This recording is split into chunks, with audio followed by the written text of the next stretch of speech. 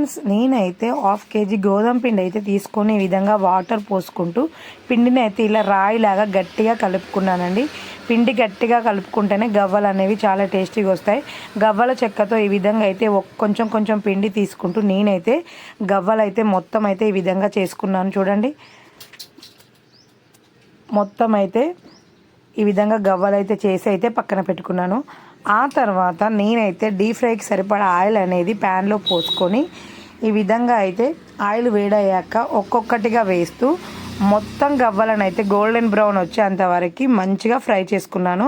Fry చేసుకున్నాక ఈ విధంగా అయితే అన్నీ తీసి అయితే ఒక ప్లేట్లోకి అయితే పక్కన పెట్టాను. మొత్తంగా నేను చేసిన గవ్వలన్నీ ఎన్ని అయితే ఉన్నాయో అన్నీ అయితే ఈ విధంగా ఫ్రై చేసి అయితే ఈ విధంగా పక్కన పెట్టుకున్నాను. ఆ తర్వాత పాకం కోసం అయితే ఒక గిన్నెలో కొంచెం బెల్లం, కొంచెం వాటర్ అయితే వేసుకొని కొంచెం 2 యాలకులు కూడా వేసుకొని మంచిగా ఈ విధంగా అయితే పాకాన్ని సిద్ధం చేసుకోవాలి. చూడు, పాకం వచ్చిందా లేదా అనేది నేను ఒక గిన్నెలో వాటర్ అనేది పోసుకొని చెక్ చేసుకున్నాను.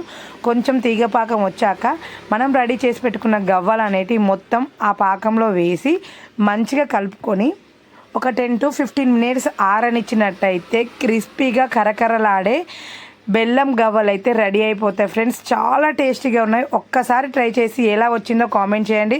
వెళ్తూ ఒక చిన్న లైక్ మాత్రం ఇవ్వండి. బాయ్.